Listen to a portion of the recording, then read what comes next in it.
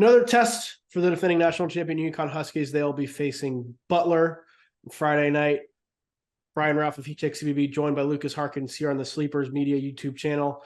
Lukas, this is a big game. I think, again, another test for UConn, as we mentioned, but for Butler, this is another chance to really put a stamp on the season that the Bulldogs are trying to have.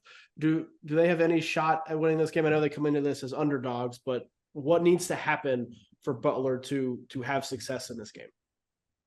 Well, for one, they're at home, which is a big start. Yes. For Butler, that's undefeated at home this year. They've played pretty well at home for the most part. That's where the best win of the year at home against Texas Tech game was in Hinkle Fieldhouse.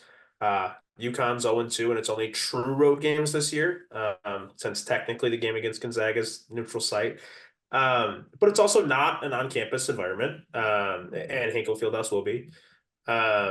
And I think if you look at the biggest difference where Butler has struggled the most this year, it's against teams that do well on the offensive glass. And UConn certainly is that. But if Donovan Klingen's not playing, then that certainly takes a hit in UConn's ability to get second chance opportunities. So I think Butler has a chance, yes, in part because of just how desperate Butler is, I think, right now. After the loss to Providence, which they essentially had that game wrapped up 3 with less than 10 seconds left, lost in overtime. And then they followed it up with a road loss to St. John's by 16. Right now they're 1-2 in conference play. They'd go to 1-3 if they lose this one at home against UConn with Marquette on the road next. I mean, it could spiral in a hurry if they don't play really well in this game. Why do you think UConn struggled on the road that much, other than the fact that winning on the road is very difficult in college basketball? Is there anything that you've seen from them that just like hasn't translated to those true road environments? No, I really think it's just hard to play road games. This is a team that obviously has a ton of pieces and will win a lot of road games this season. There's no doubt about that. They've only had 2 opportunities, and one of them was in Allen Fieldhouse. That's not exactly something you're too upset about, is losing on the road to Kansas. They also have that win in Seattle over Gonzaga, which, while technically not a road game, it is obviously not playing in their building either. I think the guard matchup in this game is pretty interesting. We'll talk about the front court stuff here. Assuming Klingen does not play, he's not expected to. I would be shocked if that changed, but we have to put that caveat in there. Backcourt wise, I think UConn obviously has the player who's been playing the best in Tristan Newton. He has been the best probably player for either team on the court, and I think he needs to be in this game. But how do you look at that matchup? How does Butler mitigate maybe some of the advantages that UConn has? Yeah, I think Butler's a really starter-reliant team. They don't use their bench much. It's pretty much the same 5 for the most part, with Pasha Alexander, DJ Davis, Pierre Brooks, Jamil Telfort, and Jalen Thomas. But I think this almost has to be a game where they go a little bit more to their bench, with either Landon Moore or Finley Bizjack in the backcourt.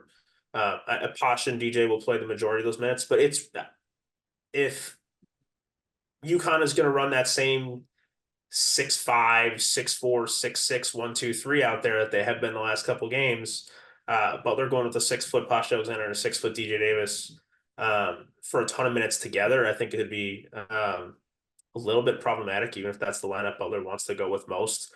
Whereas a guy like Landon Moore is a stocky 6'3", Finley Bizjack's taller 6'4".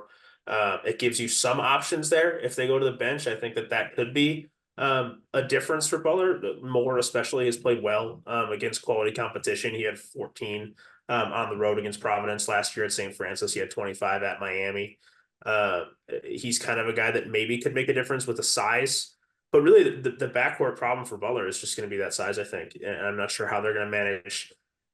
I think Butler's offense this year has been pretty consistently solid. I just don't know where they get stops. Yeah, I'm intrigued to see what I'm going to assume will be Posh Alexander on Tristan Newton. Like, I think that it has to be, unless they get Ken Spencer, yeah. Right, but he should be on Tristan Newton.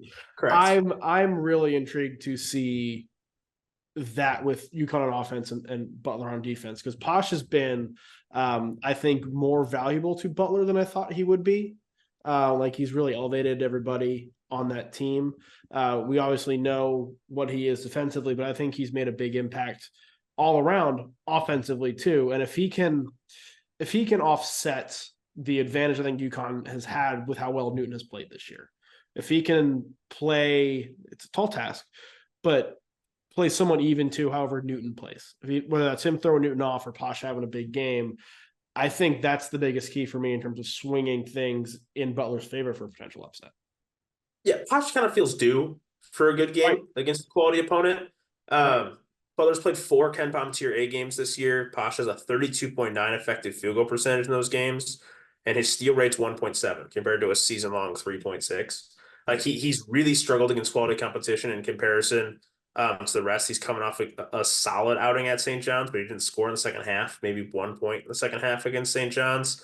He had 6 points and 2 assists and 2 turnovers on 2 for 8 against Providence. Like they kind of need to get him back into a consistent rhythm because he's pretty erratic on even on a possession by possession basis.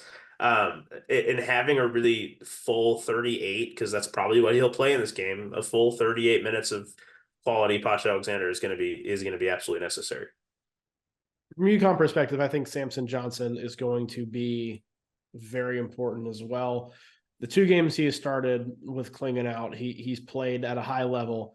He had 16 points in that win against St. John's. They didn't need him to do a lot against DePaul because you really don't need to do much to beat DePaul these days, but he did have 4 blocks and was big on the defensive end. I think he has to have a significant impact on one end or the other. But he's done that so far, but I think this is also going to be a tough test for him. I don't know. Butler's front court has been questionable, I'll say. Like the 5 spot with Jalen Screen and with Jalen Thomas and Andre Screen running the 5 has had its struggles, and I think we've seen that on several occasions this year. They're coming off a game where they gave up almost 50% offensive rebounding rate to St. John's. Both Chris Ledlam and Joel Soriano had double-doubles on pretty efficient outings. And they're going up against another guy in UConn that has that athleticism to really dominate on the glass and finish above the rim. And I think that's an area where Butler's had trouble this year is against those talented front courts. And I think if Butler is able to play neutrally at the 5, I think they're a pretty good team this year. The problem is when they've been really outplayed at that spot, their 1 through 4 hasn't been enough to make up for that. And it is a good 1 through 4. Yeah, it's a swing spot. So we'll get to prediction time. Who wins and by how much? Yeah, I think UConn wins this game. Butler's never beaten UConn in its entire program history. They're 0-7, 0-6 in the Big East. They've never played a game closer than 12 points. Butler's never been within single digits of UConn in a full game. Their last 3 home games against St. John's, against Connecticut, were 12-point loss, a 19-point loss, and a 22-point loss. It's just been that thorn in the side for Butler, even though UConn obviously has been favored in all of those games. But it's really been a tough matchup for Butler to deal with the size and physicality and athleticism that UConn brings.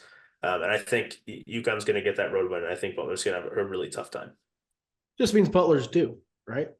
That's all that means. I would like to say that. Yeah, I'll say UConn by probably 8. I think this is Butler's best effort against the UConn team in its history, but I think it's 8.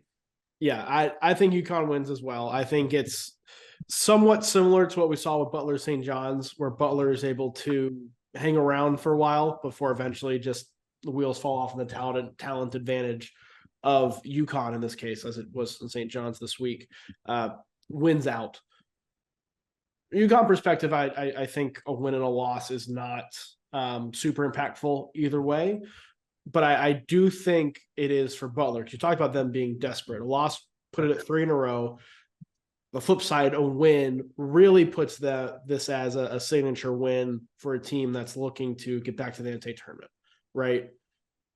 I said the loss at Providence, given how it was a missed opportunity, but one that after non-conference play, Butler was pretty much in the mix to be around a bubble team. When you lose that kind of game at Providence, you lose the chance to lay an egg because you needed that quality win. Because Butler's not good enough to go through a Big East season without laying an egg. There will be a loss in there. Whether that was the at St. John's by 16, we don't know. But there's going to be yes. They need to get these high quality wins to counteract that. And if you look at the road games in the Big East, the road wins that truly matter, are against those top 6, 7 teams. They've already lost 2 of those, Providence and St. John's. And they're probably not going to get the ones against UConn, Marquette, Creighton, Villanova.